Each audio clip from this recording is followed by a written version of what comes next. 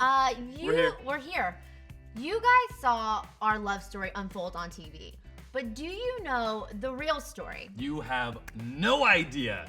Only we do, and we're gonna share it with you. All the good, the bad, the ups and downs, everything that you didn't see. You are about to get the real reality of our love story. Dun, dun, dun! He's ready to go. Scary. Give me a high five. It's go time. Yeah, First let's do one. it. Let's do it. Okay, so I am about to go way back here to Way before me. way before Jordan. I'm gonna take us back to when the limo drove me away from that final moment that I had with Ben on The Bachelor. I don't know if I've even talked to you about this moment, haven't. because obviously that's a weird thing to talk about. We got some popcorn? I'm ready. Here we go.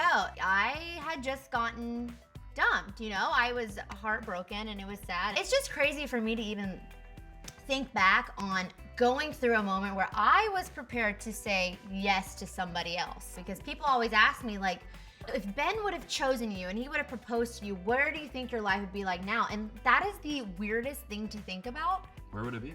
I don't know. Would I still be with him? Would I not even know that you were out there? Like, it's very weird. So a couple of days go by and the show ends. And I think that's when I really kind of experienced a heartbreak and a loss. So it was sad and it was hard, and I really just leaned on my family in that time. No part of me was thinking in that moment about what was to come, you know? Being the Bachelorette was not something that was not even something that I wanted to do, thought about, was curious about, until I got the call. I saw it work the first time in the sense that, like, That probably helped out a lot. I saw myself develop real feelings, and I fell in love with Ben, and I wanted that again. I was a part of none of that. I was living my life in Nashville, and it was March 3rd, and we started filming March 13th. I got a call. Someone said, "Hey, are you single? Are you interested?" I'm like, I have no idea. Like, this has never been on my radar. Let me think about it. And I decided literally the 2 days before, this is an opportunity to maybe find somebody and maybe have some fun. I don't know. I didn't watch the show, so I didn't know who JoJo was. I didn't know that she was on. So you never saw me get broken up I never with. saw her get broken up. Still to this day, I thought that you had. No. Do you want to see that? I'm curious. I've seen pictures of you in that dress, and I'm like, I don't know how you break up with her while she's wearing that, but I don't know. Oh. It didn't really matter to me. Like, Yeah. it's like having in a normal life, having an ex-boyfriend or girlfriend. You don't really care how that happened. You just care about who they are now. The only thing I saw, I watched 2 episodes back, and I think it was like the 2nd and 3rd, so not the finale. And let's be honest, I was like, JoJo's hot. It was like the only thing I remember about the episode, you were like swimming, you were like sitting on some rocks. Of I was course, like, it was the I don't know who this bikini Ben guy episode. is. It was the bikini episode. I was like, she's cute. I hope it's her, but I had no idea. I really had no idea until we're locked in a hotel room and we watch after the final rose and they announced you, and I was like, yes, let's go. I was ready. But really, that's actually what I did. I was excited.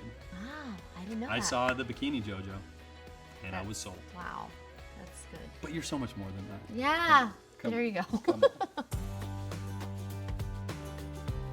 So now, being on the other side of things, being the Bachelorette, You were kind of like, it's my turn now. No. Like, I'm holding the car. Of It's like, course. I get to decide what happens Well- here. No more breaking up with me. I'm breaking up with you. You know, there's a little bit of kind of like, well, you're like, okay. you definitely feel empowered. You definitely feel like, oh my gosh, I'm the one in charge. I have the control. But Jordan, you don't know what it's like to be in that. That's true. And there's so much weight that you carry as you go further and further along in the season that your emotions are so wacky. Like, it's like you feel sick, excited, happy, in love, like nauseous, nervous, anxious. Like, it's a roller coaster of emotions. But initially, that first night, it was the most hopeful and excited for the future that I've ever felt in my life. Especially after that kiss. He's all jokes, guys. I can't wait for you to see his emotional, vulnerable side. It's in there. It'll come. Just wait. So for me, that first night was a mixture of, I was a nervous wreck, and then obviously it ended up pretty good, but I played football my whole life. I've played in front of 100,000 people. I have never been more nervous in my entire life than sitting in that limo with her like 20 yards away in this beautiful dress. I was like, I don't know if I know how to walk right now. I'm serious. I don't know if it's because I had seen your photo in a tabloid or something before, but I felt like I knew you. I was like, there he is, because I had thought that you were coming. But I also, in the back of my mind, always kept this part of me, which I don't know if you knew this, but actually you did know this. I was always very doubtful of him from the beginning. Our first major date was in Uruguay, and it was amazing. But I always tried to withhold my feelings a little bit because I never wanted to be saying, oh, I really like you. Or even when it got to the point saying, I love you, I took a step back and I kind of just, I didn't. I wanted to sleep on it. If I woke up the next morning and I still felt that way, then to me, I was like, okay, that might be real. But I was having trouble with my own feelings. I remember that day. And she would, we'd had so many conversations, be like, I can't tell if you really like me. And I'm like, what? Like, which is honestly so frustrating when you're going through this process and you have all these guys telling you how much they care about you and they like you or love you, and it's kind of like you have those few that you actually really do like, but they're not giving you what you want. So in my mind, I'm going like, this is so weird. It's like, now I'm comparing him to all these other guys and what they were telling me, and then not thinking that he actually liked me as much. So it was very strange. Yeah, so like a really big moment for me was the moment I first told you I loved you. I remember. And I remember the first time I thought I did. It was on remember it too, our first one-on-one. Our first one-on-one in Uruguay.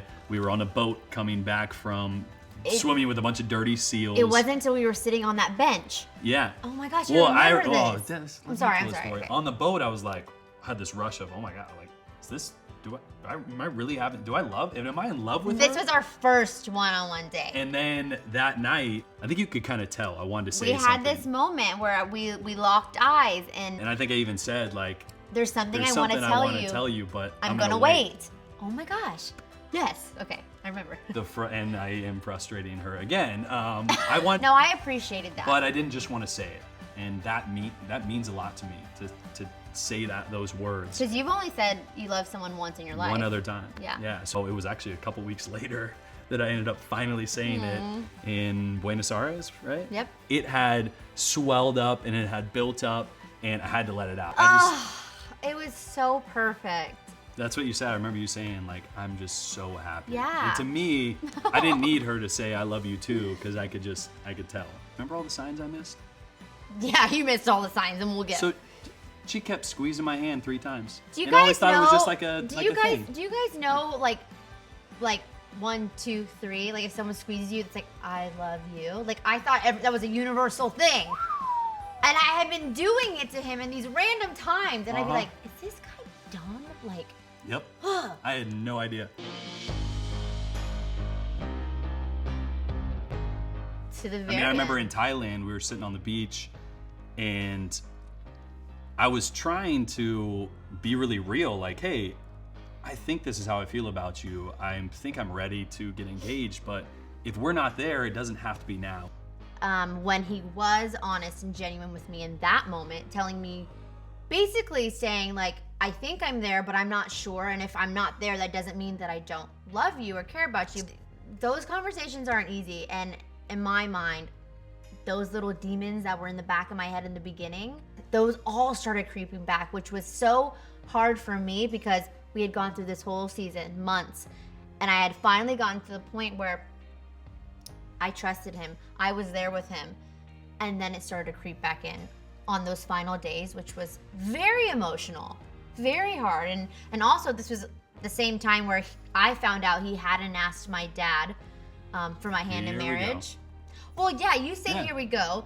In my mind, that was very scary to me. I understand your reasoning now, and I think that this is a good time. I mean, for people that don't know, you can explain that better, which I understand a little more now. And I've never talked about it. I mean, to me, as you go through the show, you're always talking with producers, and they're saying, okay, you're going to get to meet her parents. Like, this is your opportunity to ask her dad for her hand in marriage. And in my mind, going, wait, this is the first time I'm meeting her dad. There's still another guy here. he hasn't really had a chance to talk to his daughter yet about how she feels about these guys. And so to me, it just didn't feel right. So I wanted to sit there with Joe, who I love, Joe now that I know. But the first time I met Joe, I wanted to tell him, hey, here's how I feel. And I feel like I did. I said, I'm so in love with your daughter. I feel like this is in the cards for us someday. But I just didn't ask because I didn't feel comfortable asking at that point. I wanted her to have a chance to sit down with Dad and tell him, hey, here's how I'm feeling. I really do like this guy, or maybe I don't. That's when I would have felt comfortable. So here's something you guys don't know. It was a few days after I'd met your parents, and they had already left Thailand. And I went to one of the producers, I was like, okay, I'm ready. I would like to call her parents. I would like to have a conversation with them. And they said, nope, you missed your chance. And I said, wait, no, that can't, no, hold up. Time out. I get it, but I'm ready and I would like to make a phone call. And so I kind of said, here's what's gonna happen. You're gonna put me on the phone with Joe and Soraya. Oh, he's calling the shots now. And I did, and I brought the producers in and I said, here's what's gonna happen. I realize you guys are filming a TV show and we want some drama, but I'm gonna ask her to marry me. And so I need to get her parents on the phone right now, or I'll go tell JoJo that I'll see her after the show. And I was actually willing to walk away at that point and tell her, hey, they didn't allow me to do this how I wanted to do it. So if you would like to, I'll meet you after the show. Obviously it didn't happen that way, and they got her parents on the phone. And I get it how it felt to you that I didn't ask your dad. It wasn't that my feelings weren't there. It was kind of just a respect thing. So I was able to call them and get the okay, and that was probably the best day of my life. Did you ever, now I'm thinking about it now, but did you ever tell me, yes, I'm going to propose to you on that final day? No. He didn't. And so when you say, oh, all the cards are in your hand and you are so in charge and you'll never understand the emotional torment of that day. You have no. Tell me what I don't know. I'm so passionate about this. I'm laying in my bed. It's the night before the proposal. And I'm sick to my stomach. I'm sick. I am nauseous. I don't sleep. I don't sleep more than 20 minutes that night. I was so in love with Jordan. I knew I wanted to be with Jordan, but I was very scared that maybe he wasn't there with me. And then I had Robbie, who at the time I cared very deeply for as well, which I think people don't get. They're like, if you're so in love with Jordan and you want to be with Jordan, why are you so upset and emotional about saying goodbye to Robbie? And it's like, the idea of hurting somebody is, I hate that. I don't like to hurt people. And I think that was the hardest part for me. I was sitting there in my room with the stylist, Carrie, who I love so much. And he just looked at me and he said, Jojo, baby doll, whatever he calls me, he's like, Muffin. You know what to do.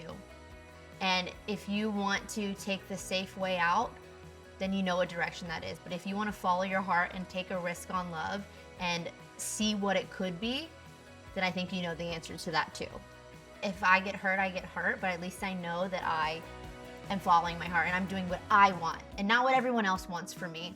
I got about 30 minutes in between saying goodbye to Robbie and then Jordan walking up to me. So you can only imagine all the feelings that are going through my mind. But we don't know. I don't know, and we've never told each other. She never told me it was me, and I never told her that I was gonna propose.